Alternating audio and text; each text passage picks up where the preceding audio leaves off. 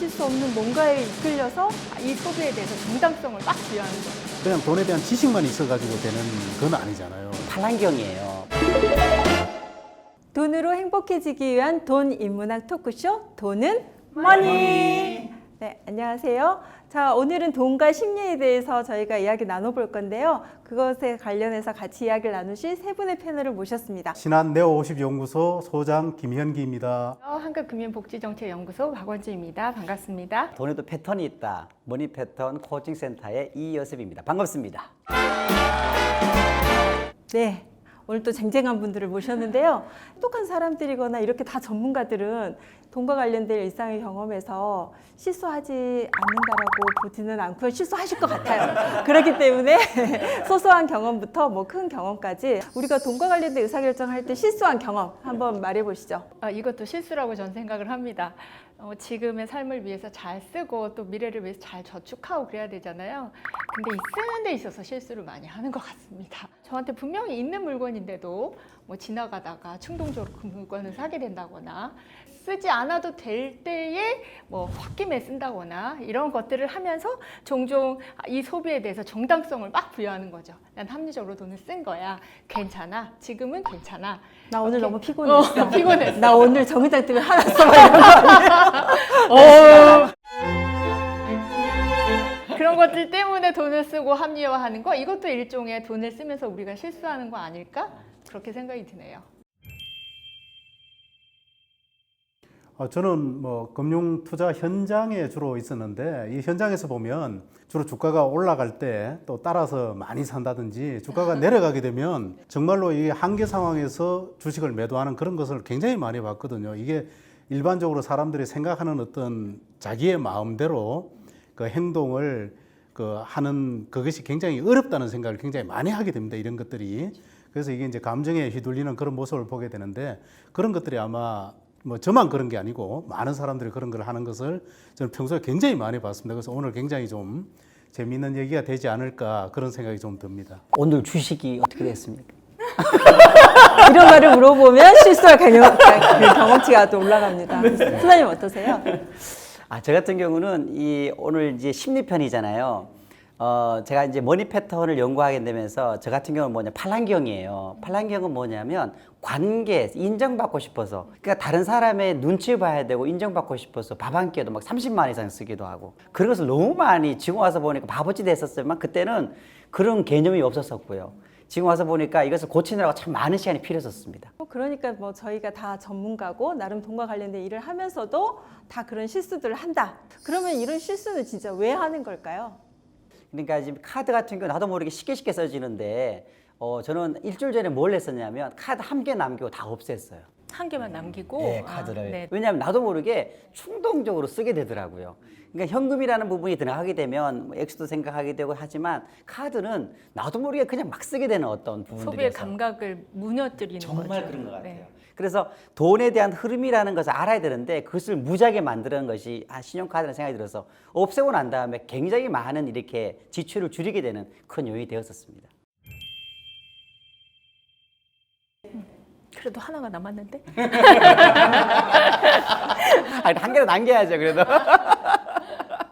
저 같은 경우는 이게 시장에 정가 시장에 있다 보면은 주가가 이렇게 조금씩 오릅니다. 오르면 계속 투자금을 늘려가는 모습을 이렇게 많이 보게 됩니다. 그러다가 궁극적으로는 매도 타이밍을 놓치는 경우도 흔히 많이 봤거든요.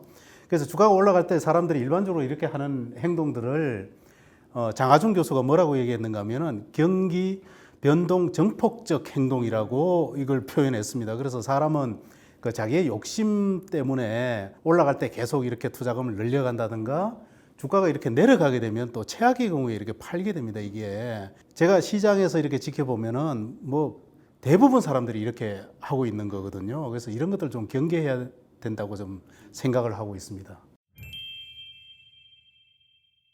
또 제가 생각하는 사람들이 돈에 대해서 실수를 많이 하는 이유는 어떤 상황이 문제인데 그게 문제라고 생각을 안 하는 것 같아요. 예를 들어서 이런 거죠. 한정된 자원으로 현재 소비를 하고 미래는 잘 준비하지 않잖아요. 그런데 미래 준비하지 않으면서 합리화시키는 거죠. 어떻게 되겠지. 이렇게 살다 보면 되겠지.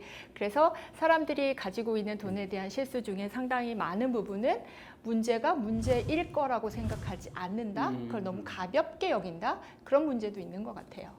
지식이 없어서도 있으면 지식하고는 별로 상관없이 그걸 문제라고 인식 못하기도 하고 문제라고 알았는데도 계속적으로 고칠 수 없는 뭔가에 이끌려서 계속적으로 그 일을 하고 있다는.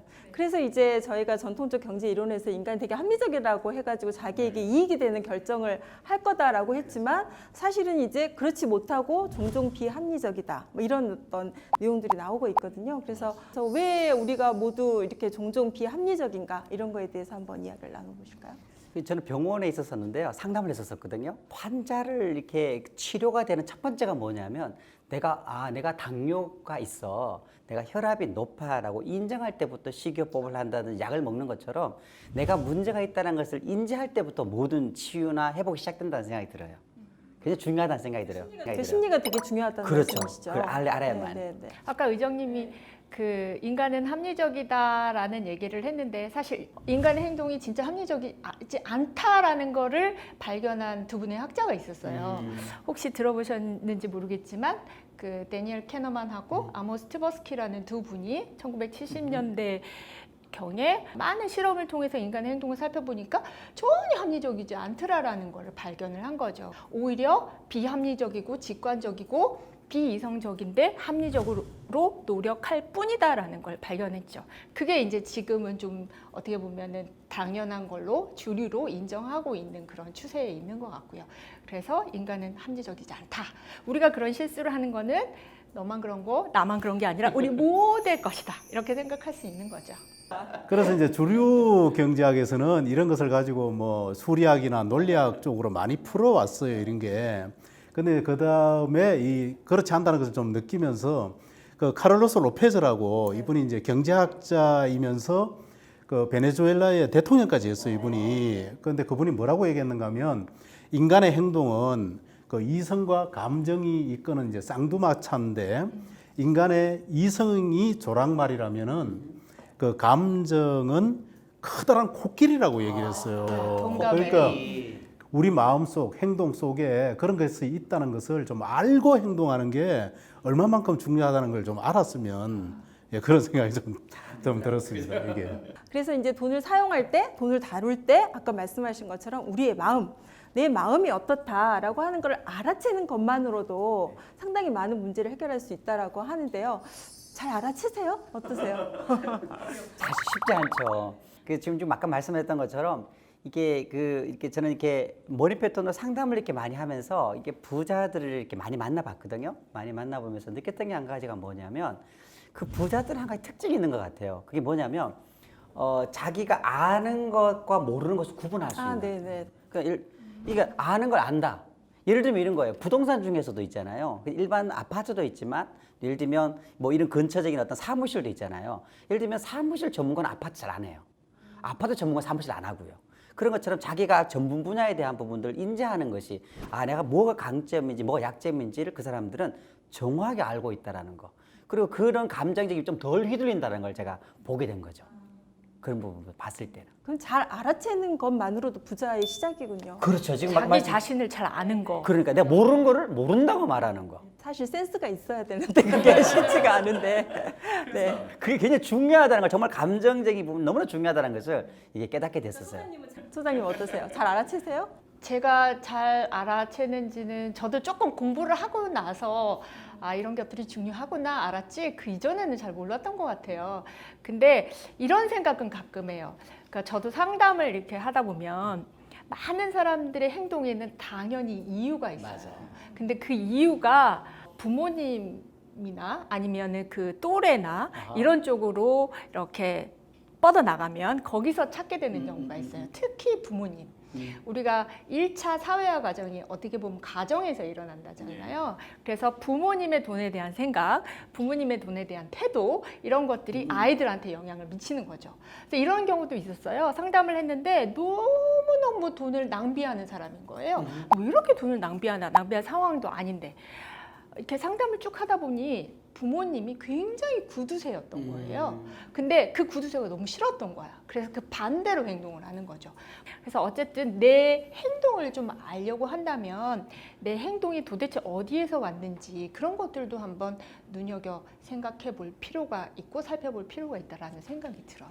그래서 제가 보기에는 그 5살 이전에 대부분의 성격이 형성된다 그러거든요. 그래서 우리 말에 3살 버릇이 8까지 간다 이런 말도 있습니다 이게. 근데 우리가 알아야 되는 돈에 대한 많은 것들도 보면 그냥 돈에 대한 지식만 있어가지고 되는 건 아니잖아요. 예를 들면은 돈을 잘 번다, 잘 쓴다, 그래서 남는 돈을 잘 저축 투자한다 이렇게 교육만 단순히 받아가지고 다 잘할 수 있는 건 아닙니다 이게.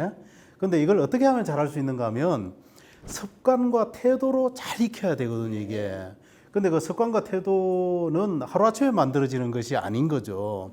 그러니까 자기의 습관과 태도가 어떤지를 자기가 미리 평소에 좀 잘 알아두면 그것을 내가 평생에 100살까지 사는데 돈에 대한 것에 대해서 잘 대응할 수 있다고 저는 늘 그렇게 생각했습니다. 그래서 본인에 대한 습관과 태도를 먼저 한번 잘 점검해 볼 필요가 있다. 그 점검할 때 내 행동이 도대체 어느 연유에서 와서 내가 이런 행동을 하는지도 좀 잘 살펴보고 그리고 그걸 통해서 좋은 습관과 좋은 태도를 형성하려고 노력하고 이런 것들이 되게 중요하겠네요. 선생님이 현장에서 그 심리학 박사로서 심리적인 문제를 그래도 많이 고민을 받으시잖아요. 그럴 때 자기 마음을 안다는 것이 이 돈과 관련된 의사결정할 때 어떤 도움을 많이 주나요? 아주 중요한 말씀하셨는데 우리 박은주 소장님 대표님 말씀하신 것처럼 조금 첨부를 조금 하게 되면 어렸을 제가 이제 부자들의 특징 중에 한 가지 놀라운 사실을 알게 되었는데요. 우리가 보통 왜 뭐 금수저다, 은수저다 얘기를 하잖아요. 근데 이 금수저, 은수저라는 개념이 돈을 내려받는 것도 있지만 사실은 말씀하셨던 마인드, 생각, 태도도 물려받는다라는 거예요. 맞아요. 그래서 제가 이제 부자를 한번 만났었는데 뭐라고 하냐면 할머니한테 늘 들었대요. 이렇게 들었대요. 5살 때부터 지금도 기억나는데요. 뭐냐고 물어봤더니 돈은 말이다. 돈은 너 혼자 버는 게 아니다. 사람을 통해서 벌어야 되는 거다. 너는 어렸을 때부터 너 명심해라. 사람을 통해서 버는 거다. 그걸 늘 들었었대요. 할머니한테서. 큰 거부였는데. 와, 나는 그걸 보면서 야, 이게 어렸을 때 너무 중요하구나 생각 다시 한번 하게 되었었고요. 조금 더 이제 심리학 좀 더 말씀드리면 심리학에서 대상관계 이론이라는 게 있어요. 대상관계 이론이라는 게 뭐냐면 어렸을 때 자기를 인지를 못하는 거예요. 어떻게 인지를 하냐면 타인을 통해서 자기를 인지한다는 거예요. 부모님이겠죠. 부모님이 나를 어이구 이뻐라, 어떻게 이렇게 이쁘니라고 말했던 그것은 내가 나를 바라보는 거라는 거죠. 마찬가지로 부자들은요 돈에 대해서 어떻게 생각하냐면 돈은 좋은 거야. 돈은 나눠줄 수 있어. 돈은 자아실현도 할 수 있거든.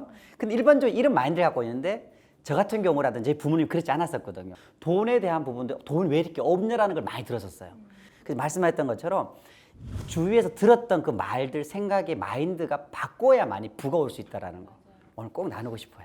그러니까 어떤 분 제가 보니까 온 집에 낮인데도 온 집안에 전기불을 다 켜놓는 거예요. 왜 그러세요? 그랬더니 아니 어려서 엄마가 너무 심하게 불을 끄고 다니라는 게 너무 노이로제가 걸려서 그랬다는 거죠.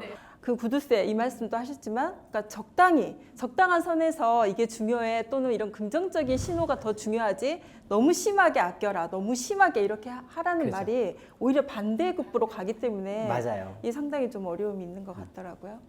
그래서 우리는 그 세상을 바라보는 창이 있습니다. 이걸 이제 우리가 뭐라고 얘기하는가 하면 그걸 프레임이라고 얘기하잖아요. 그래서 이제 자기가 그 세상을 바라보는 창, 그 프레임이 어떤 건지를 좀 알아야 되거든요. 어떤 사람은 너무 자기가 똑똑하다고 생각하는 자기 자존심이 있는 경우도 있고 또 돈에 대해서 또 특정하게 어떻게 생각하는 그 창도 있을 수 있고 그래서 이게 프레임이 뭐라는 것을 알아야 되는데 그런 것을 잘 모르니까 이 많은 행동들에서 실수를 하게 되는 겁니다. 그래서 제가 서두에서 이런 말씀을 드리지만 그러면은 뭐 저도 그런 실수를 안 하느냐 하면 그건 아니고요. 이게 저도 늘 실수를 합니다. 그러니까 많은 생활을 하다 보니까 나의 프레임을 알게 되더라고요. 이걸 진즉에 알았으면 나도 좀 실수를 좀 덜 했을 텐데 하는 그런 생각이 좀 있는 거죠.